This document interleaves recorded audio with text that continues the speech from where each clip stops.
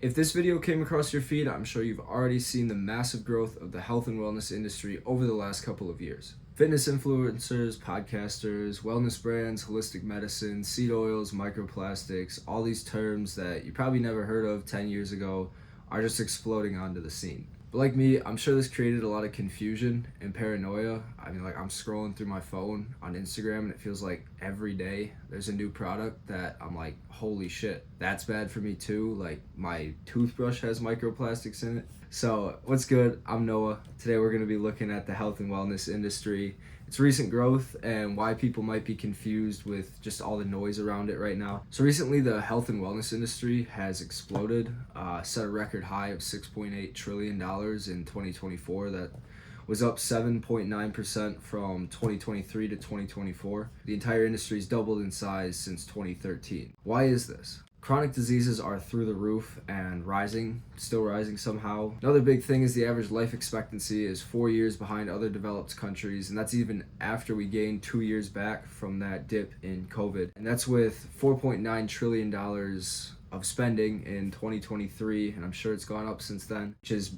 double what other first world countries are spending on healthcare. We're also only one of 2 countries in the world that allows pharmaceutical companies to advertise, which is a story for another time. So Noah, you're telling me that we spend double on healthcare what other first world countries spend, and as an American I can expect to live 4 years shorter than them? Yeah, exactly.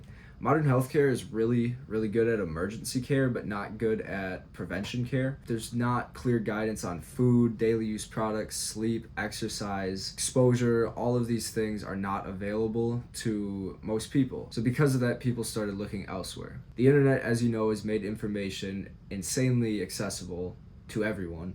Suddenly, everyone has access to studies, opinions, advice that was only in academic journals, publications that you needed subscriptions for, whatever, this and that. Information's everywhere now. Cat's out of the bag. When you look at it this way, it makes sense that the health and wellness industry exploded. There was a huge gap, demand spiked, and now the suppliers are coming in to supply. It makes sense. Simple economics. So why might people be confused? Most people assume they're confused because they don't know enough. This usually isn't the case. People are confused because the system's confusing by design. There's thousands of products all claiming to be healthy, natural, safe, but those words aren't regulated and they don't really mean what you might think. Marketing moves faster than any regulation can. Labels are optimized for sales, not clarity.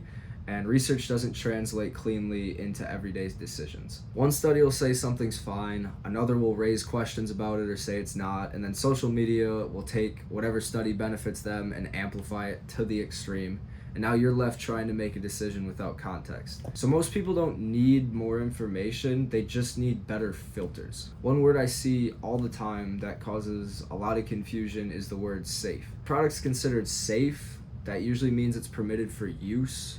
Not that it's beneficial for you or that it's necessarily healthy or even really good for you. It just means it's safe. Look at every pharmaceutical company ever. They're doing everything they can to distract you with bells and whistles that the product's safe when the side effects are cancer. One thing we got to remember, safety is almost always evaluated in isolation at certain doses under certain conditions, but everyday products aren't isolated exposures. They're used repeatedly on your skin, in your mouth, through our food, what we eat, what we put on our bodies, and just year over year, all these exposures stack up. Which doesn't mean everyday products are dangerous. It means exposure risks matter, and what we put on and in our body also matters. So it's important to be conscious of what products we're using day in and day out, and just keep in check what we're consuming. And with that, there's a common debate I see going around, which is if something's allowed for use, why is there any controversy at all? And this is because regulations are about minimum standards, not necessarily personal growth or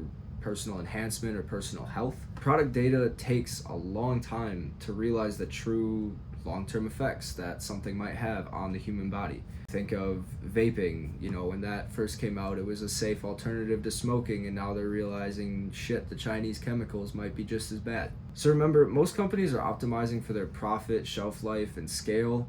They're not typically caring about long-term exposure with their products. Most large companies know that if they get sued for a harmful product, they'll simply pay the fine and move forward, because the fine typically never adds up or goes over the amount of profit they made on that product. Even with the opioid epidemic, the fine that they received was not greater than the amount of money made in profit. None of this means you should panic. It just means that blind trust in large companies that are producing your daily products is not the most intelligent thing to do. This is where I see a huge need for standards among daily products that we use. The opinions are endless. Marketing typically dictates whether or not we believe something to be healthy.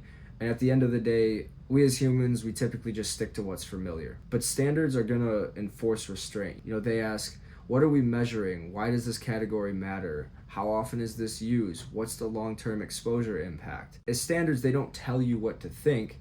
They simply help you decide what's worth your attention and your dollar, and make you aware of things that you may have previously never known, such as ingredient safety or that chemical that's on the back of your product that you can't even pronounce. In a world full of noise, I just think standards, they're incredibly valuable, especially among the things that we use daily. All right, that's all I have for you today. If you made it this far in the video, really appreciate it. Secondly, if you're interested, I recently started this company called PureShelf. We hold our products to a higher standard. Using the clean product standard that I developed, we measure every single product, and if it doesn't score at least an 80 out of 100, we don't sell it. So there's clear labeling on ingredient safety, packaging safety, long-term waste impact, things of that nature. And if you wanted to check that out, it would mean the world to me. So stay safe, and thanks for watching.